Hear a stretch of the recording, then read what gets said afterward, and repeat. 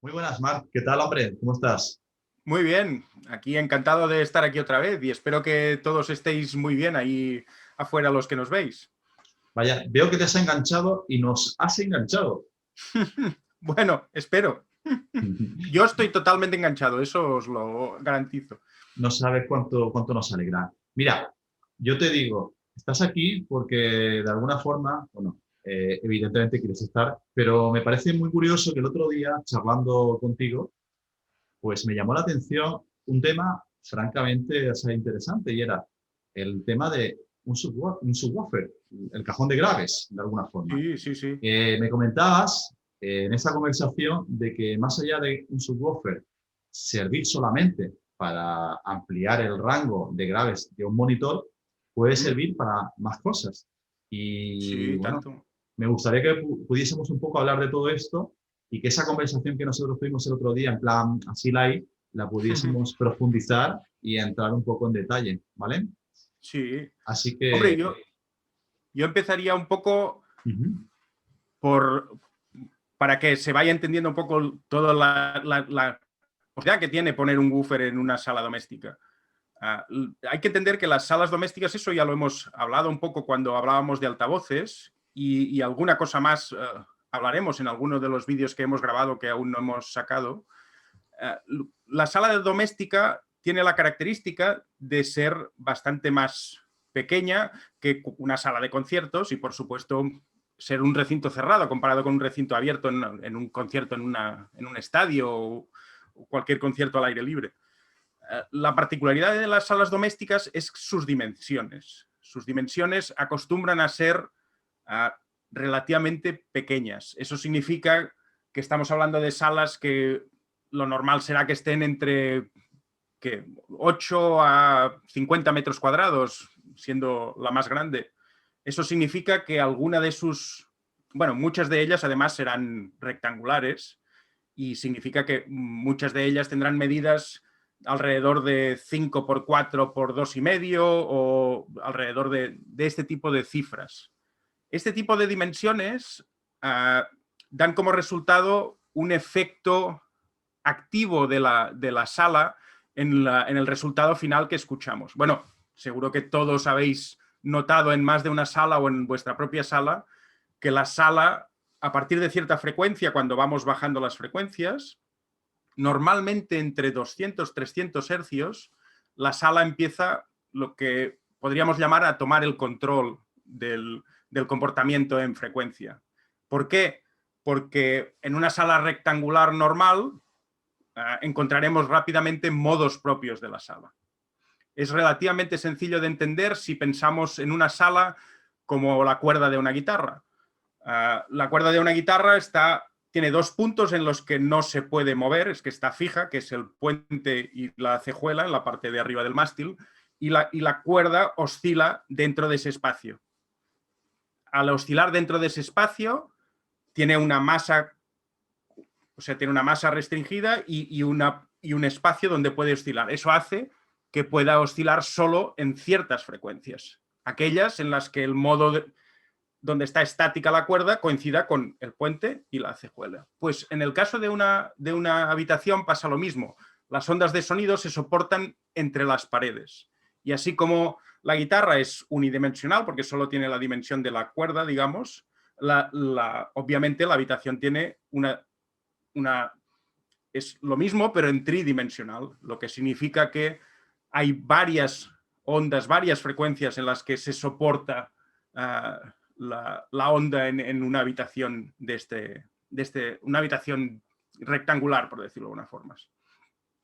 El resultado es que tenemos numerosos modos propios muy potentes algunas veces. Eso significa que puedes tener frecuencias de tipo 60 hercios, 80 hercios, 40, 30, 20, en las cuales hay una onda estacionaria resonando o funcionando dentro de la sala. En muchos sentidos resuena, como decía el ejemplo de la guitarra, pero puedo decir ejemplos de muchos otros instrumentos musicales. O sea, en realidad la sala está actuando no como un instrumento porque normalmente no es especialmente bonito, o sea, no es artístico ni es interesante, pero sí tiene para entenderlo, una serie de frecuencias de resonancia dentro de esa sala, lo que hace que distorsione la respuesta en frecuencia de lo que estamos escuchando. Distorsiona de dos formas. Una en respuesta en frecuencia. Esta lo que hace es que depende de donde estés situado en esa sala, notes unas frecuencias que son acentuadas y otras frecuencias que son atenuadas o que en ese punto en concreto no tienen oscilación de presión. Y de otra forma, diríamos que tiene una distorsión temporal.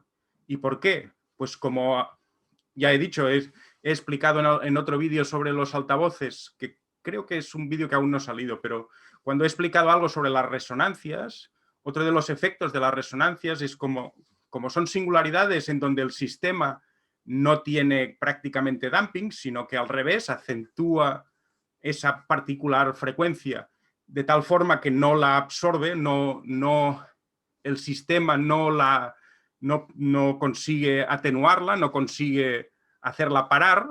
El problema que tienes es que cuando esas frecuencias son excitadas, permanecen en el tiempo mucho más de lo que la señal dura en sí misma. Y por lo tanto tienes dos distorsiones, una directamente en la respuesta en frecuencia y la otra temporal, porque esas frecuencias siguen sonando cuando en teoría ya deberían de haber dejado de sonar. Este efecto es un efecto notable y en muchas ocasiones, independientemente además de la calidad del propio equipo, tenemos estas dos distorsiones debidas a la sala que nos están, distorsionando la señal que estamos escuchando. Perdona, quiere decir más o menos por dónde vas, un poco para ir digiriendo la información, y es que una sala de alguna manera se comporta como una extensión del propio altavoz, ¿correcto? O sea, como el propio altavoz, o algo parecido a esto. No diría, la sala tiene una personalidad propia, no es una extensión del propio altavoz. Quizá para mí la forma más sencilla de entenderlo es un instrumento en sí mismo. Y el altavoz lo que está haciendo, como si tuvieras una guitarra, que es lo que conozco más, está actuando como mis dedos. El altavoz lo único que está es incitando a hacer sonar ese instrumento. Y en cuanto el altavoz incita las frecuencias en las que esa sala suena, entonces la sala toma el control porque empieza a sonar por sí sola como instrumento. No diré musical porque no es muy musical, pero como instrumento de audio, de sonido.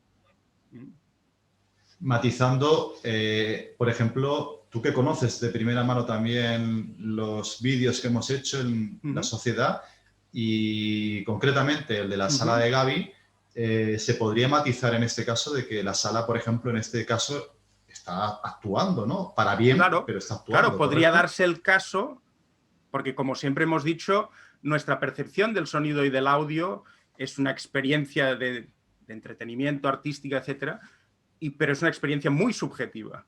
Entonces, sí, dependiendo de cuáles son las cualidades intrínsecas de esa sala, pueden ser más bonitas subjetivamente que otras, por supuesto, claro. Bueno, cuando también habéis hablado de acústica de sala, cuando tú tienes cuando esta característica de la sala de audición se convierte en un problema, y a veces se convierte en un gran problema, hay varias formas de solucionarlo. La primera o más directa es aquella que muchos ponen como una forma pasiva, ¿no? Simplemente intentar absorbir, intentar esta parte que la sala resuena, intentar tener elementos atenuadores, elementos de disipación, para que esos modos de vibración, esos tonos de la sala, pues sean absorbidos. Esa sería una posibilidad, pero es una posibilidad que puede ser complicada. Primero, cada sala es un mundo, con lo cual cada sala necesitará una solución muy particular. Y eso significa tener que diseñar esos atenuadores pasivos a medida de la sala. No solo significa que tienes que diseñar los atenuadores a medida de la sala, sino que además tienes que saber dónde colocarlos, tienes que tener muy claro dónde se están produciendo esos, dónde se apoyan las ondas, y a lo mejor tienes que ponerlos en sitios complicados, y siempre estamos hablando de una sala doméstica en la que a veces no es tan fácil hacer eso. el problema puede llegar a ser tan grave y que la sala realmente tenga un control tan grande en esas frecuencias que a nivel pasivo puede ser verdaderamente complicado de solucionar. Dímelo a mí. Dímelo a mí. Efectivamente. Y entonces, esa sería la solución pasiva, por decirlo. Pasiva. Sería la solución pasiva. Aprovecho, porque alguna vez me ha pasado, hablando con alguien, de comentar que a veces la gente tiene una idea bastante equivocada de dónde tiene que poner estos atenuadores pasivos. Correcto.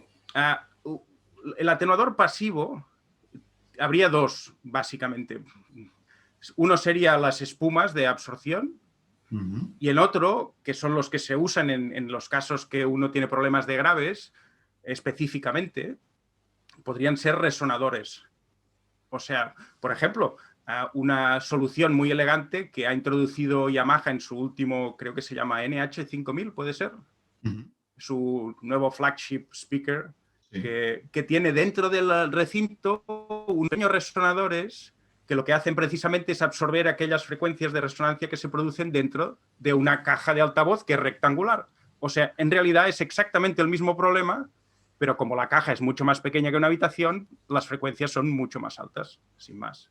Una maniobra inteligente. Sí, sí, sí, claro. En ese caso es más fácil. ¿Por qué? Porque solo tienen que solucionar el problema de un altavoz, de esa caja, que ya saben las medidas que tiene y saben perfectamente el problema que tiene y dónde están las resonancias. Entonces, esos resonadores siempre tienen que resolver el mismo problema. Con lo cual, una vez diseñado esas soluciones pasivas dentro del altavoz, siempre funcionarán para todos los altavoces que venden. Que por cierto, y sin salirnos del tema de los resonadores, si te equivocas a la hora de calcular un resonador, puede ser un elemento que complique un poco no especialmente. ¿no? No especialmente, porque si se aparta suficientemente de las frecuencias que intentamos recuperar, simplemente no lo notarás. Seguirás teniendo el problema. ¿Estarás creando otro nuevo? Pues probablemente de muy poca intensidad. ¿Por qué? Porque o lo colocas en un punto en el que en ese punto resulta que la combinación de las reflexiones, etcétera, realmente es muy agudo y acentúa el problema, cosa muy complicada, o simplemente estará en un sitio en el que su efecto tendrá un porcentaje de efecto sobre el efecto global muy pequeñito, de menos del 10%, 5% o mucho menos, probablemente. Pues tú fíjate, Marc, que yo te pregunto una cosa. Cuando tú estás en una casa y, por ejemplo, esa casa, bueno, esa sala en sí, tiene una serie de problemas que se pueden percibir, ¿no? Y te hacen que una frecuencia en respuesta no sea lo suficientemente plana y etcétera. Puede ocurrir, por ejemplo, que exista un mueble determinado que esté haciendo de resonador y que eso de alguna forma esté cambiando el comportamiento también, ya no solamente de la sala, sino también el mueble podría afectar a todo esto. Bueno, desde el momento en que es un resonador, lo que habría que ver es qué intensidad de sonido, qué intensidad es capaz de generar. Claro, si tú excitas una frecuencia en la cual hay algo en la habitación que resuena, pues obviamente por simpatía empezará a resonar. Otra cosa es qué efecto tendrá. En la respuesta en frecuencia, un poco lo que decía antes, ¿no? De la sala. Tiene dos efectos en la respuesta en frecuencia y en el temporal, en el sentido de que seguirá emitiendo esa frecuencia en concreto durante más tiempo que la señal propia que estamos escuchando. En ese sentido dependerá mucho de la potencia, de la capacidad de potencia que tenga ese resonador. Si es muy fuerte, antes me comentabas un problema concreto en el que era un falso techo que parecía que actuaba como resonador. Como es muy grande y puede almacenar mucha energía, por supuesto el efecto puede ser muy notable, claro. Por ejemplo, en mi sala, un problema que pasa, pues que se puede oír fácilmente, pero cuando estás escuchando música es bastante complicado de escucharlo. Yo, por ejemplo, en mi sala tengo una trampilla de acceso a la buhardilla y esa trampilla tiene una escalera desmontable que va con unos muelles. Pues cuando suena música muy fuerte y la paras de golpes, se puede oír perfectamente cómo los muelles siguen sonando después de que acabe el sonido. Y eso es exactamente porque han sido excitados por la señal acústica y siguen emitiendo sonido porque tienen una frecuencia de resonancia. Ok, muy bien, qué interesante. ¿Qué te iba a decir? ¿Y esto qué tiene que ver con el tema de los subwoofers? Vale, entonces, claro, como originalmente en los 60 y en los 70 empezaron a salir los subwoofers como una forma fácil, por decirlo, o práctica de poder tener más potencia de sonido en una zona en la que en esa época especialmente los altavoces no tenían mucha potencia o tenían que ser especialmente descomunales para poder escuchar esas frecuencias. Y básicamente es para tener potencia en graves. Eso era para lo que estaban hechos los subwoofers inicialmente, que se empezaron usando también en salas como salas de cine, etcétera, etcétera. Colocaban y en sistemas de directo y en sistemas de PEA y para salas de conciertos, etcétera, siempre se han usado subwoofers, o sea, altavoces específicamente pensados para frecuencias bajas, colocados además sustancialmente lejos de lo que es el altavoz principal. Y esa es un poco, bueno, de esa idea después se empezaron a introducir en las salas domésticas. Yo diría que sobre todo al principio en los home cinema, en los home theater, que era para en contenido que contiene gran parte de información de bajas frecuencias, como son las películas de acción o algún tipo de película en el cual hay mucho sonido de baja frecuencia, era importante tener no solo potencia, sino además extensión en graves para poder escuchar todo el contenido correctamente. Eso es un poco el origen. Y un poco sería, si tengo unos altavoces que no puedo colocar muy grandes en una sala, ¿cómo consigo graves? Pues con un altavoz de graves que emita en frecuencias por debajo de lo que se consideraría direccional y puedo colocar ese altavoz en cualquier zona de la sala para darme ese plus de graves, por decirlo de alguna forma. Esa sería la idea inicial del subwoofer. Y esa es la idea que aún hoy la mayoría de gente piensa en los subwoofers. Aquí podríamos hablar mucho del interés que puede tener ya no solo unos altavoces estéreos, sino tener un altavoz central, tener satélites en el techo, en los laterales, detrás, etc. Pero en este caso concreto estamos hablando del subwoofer y de su función no solo como home theater, no solo como potenciador de graves, sino como posible solución, y muy buena en algunos casos, de problemas de acústica de sala. No de problemas de acústica de sala, diría más, de cómo solucionar el hecho de que estamos escuchando en una sala doméstica y cómo conseguimos hacer desaparecer el hecho de que estemos escuchando en una sala doméstica, al menos de esos aproximadamente 300, 200 hercios para abajo. Y claro, eso te diré más. Yo creo que muy pocos podemos escuchar en una sala doméstica de 300 hercios para abajo realmente lo que estaba pensado que debía sonar. Porque siempre tenemos esa sala que está tomando el control en muchas de esas frecuencias. ¿Me quieres decir con todo esto de que... Entonces, por eso digo que el subwoofer es mucho más que eso. Mucho más que dar graves. A ver, por ejemplo, el otro día, perdón, Perdona, Marc, o sea, si no lo he entendido mal, un poco para aquellos que nos escuchan, estás tratando de alguna manera, de explicarnos de que un subgrave, un cajón de graves, además de dar una extensión, también ayuda a corregir ciertos problemas de acústica. Muchos, o sea, ayuda de forma... Antes hablábamos de soluciones pasivas. En este caso, el subwoofer sería una solución activa. Una solución conectada, enchufada a la corriente y que activamente puede actuar sobre sobre todo lo que está pasando en la sala en esas frecuencias. ¿Y por qué? Actuar activamente. ¿Y por qué pasa esto? ¿Por qué pasa esto? Tú imagínate, ¿cómo podríamos pensarlo? Imagínate un péndulo, sí, o aquellas típicas péndulos que se ven todo de bolitas y un péndulo que pum, pum, pum, pum va dando. Sí. Pues el péndulo es un ejemplo muy visual de un sistema resonante. Un péndulo lo que hace es entrar en resonante y oscilar siempre a la misma frecuencia. Pues imagínate que yo tengo un péndulo oscilando así, a una frecuencia de resonancia. Pues imagínate que pongo otro péndulo que no está oscilando naturalmente, sino que lo tengo puesto en un servo o en un motor o en lo que sea, y le digo que funcione a cierta frecuencia y a cierta fase, o sea, en cierto momento, para que cuando el péndulo esté naturalmente oscilando, choque contra él, ejerciendo una fuerza contraria a su movimiento natural.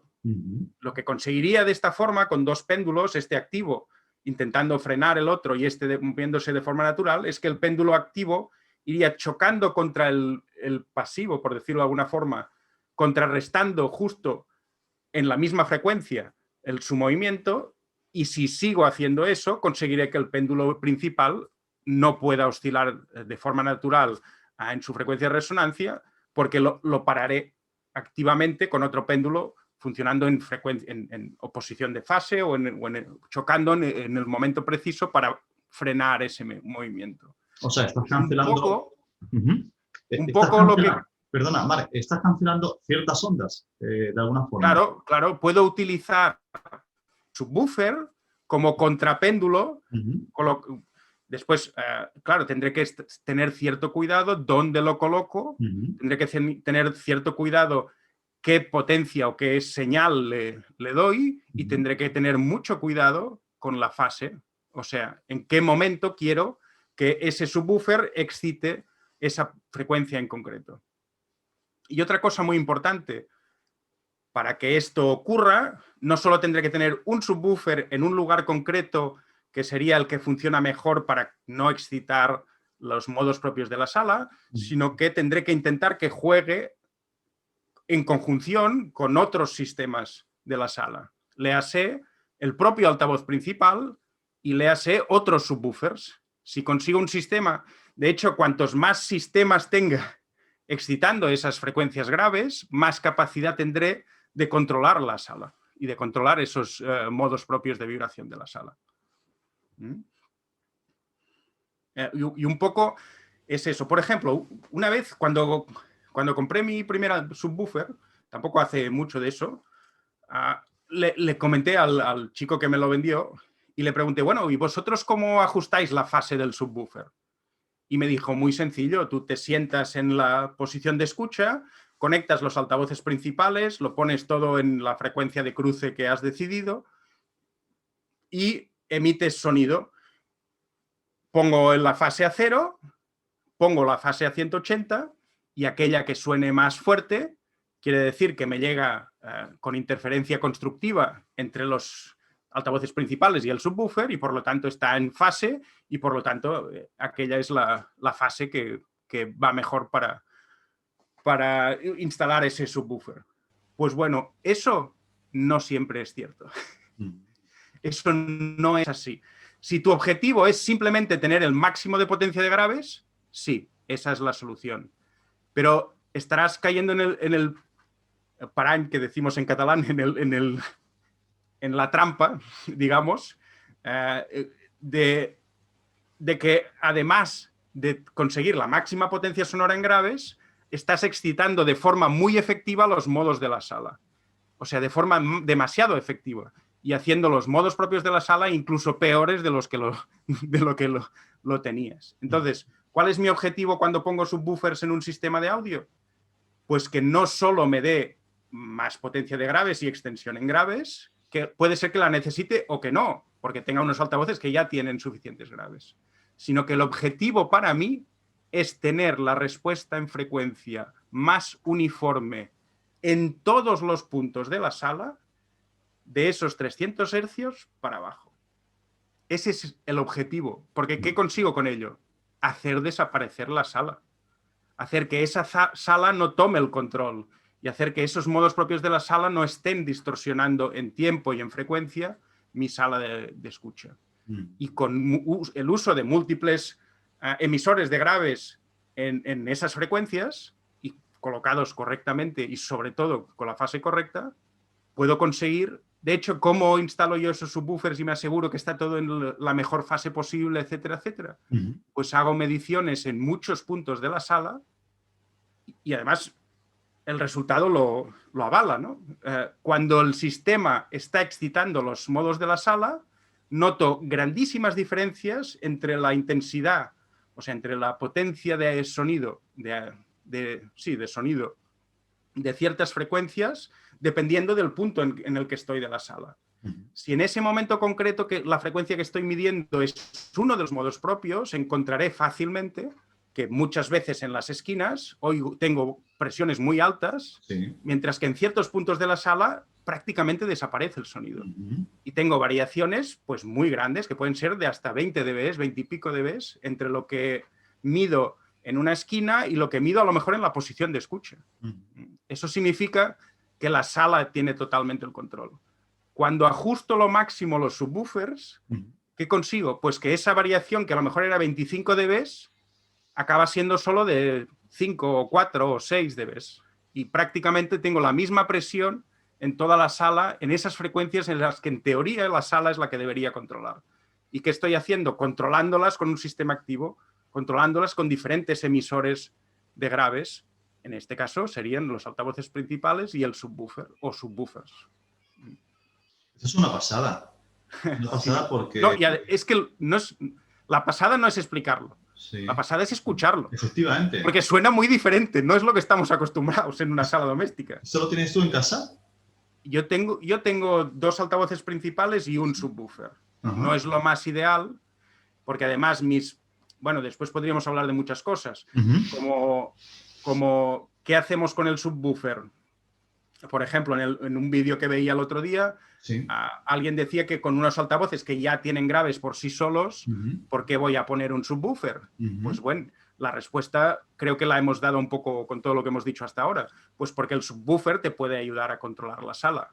Pero entonces, la gran diferencia entre si tienes altavoces que ya tienen graves y monitores que no los tienen, puede ser que los subwoofers actúen al mismo tiempo que tus altavoces y entonces tus altavoces no estén filtrados en graves, o sea, estén sonando en todo su grave, pero además pongamos a funcionar en esas frecuencias varios subwoofers que lo que harán, en este caso no será tanto dar potencia de sonido porque las altavoces ya la tenían, sino que lo que harán es controlar los graves en esa sala.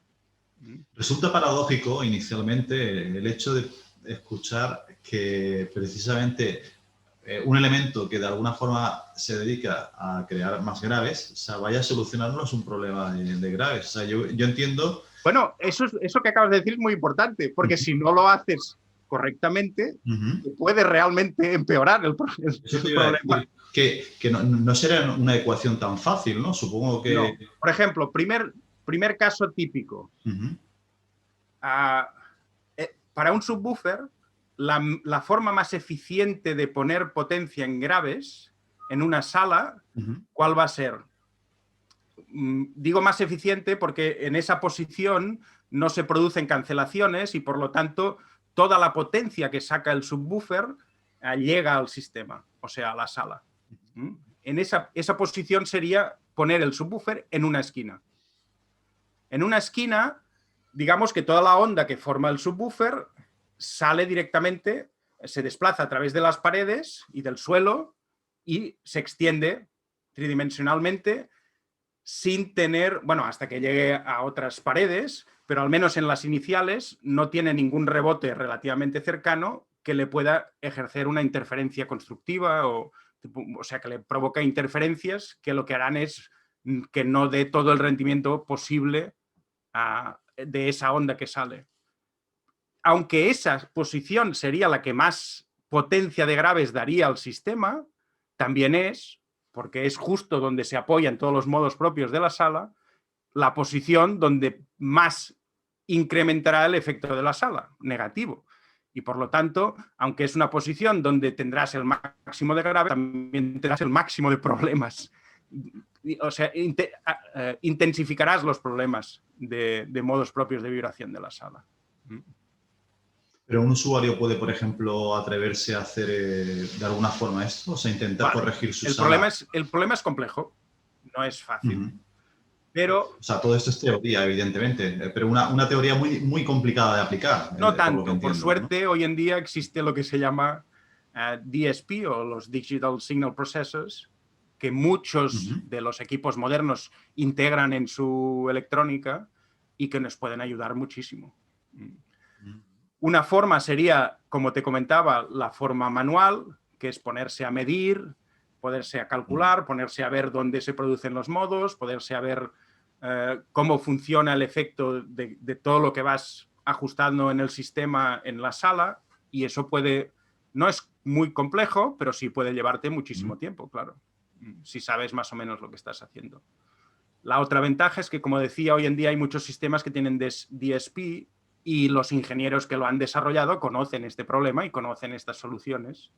Y, por ejemplo, sistemas, el que tengo yo es de Denon y usa el Odyssey, y el sistema Mm. Odyssey ya lleva integrado un DSP que controla la señal que envía el subwoofer y controla la fase y controla los altavoces principales, etcétera, etcétera, y hace todo ese trabajo el mismo. Simplemente tienes que poner el sistema, hacerlo funcionar, él hace las mediciones y él te corrige en la medida de lo posible. Intenta conseguir el mejor sistema posible, tal y como lo he descrito, ¿no? Un sistema que intente balancear todos los graves en la sala.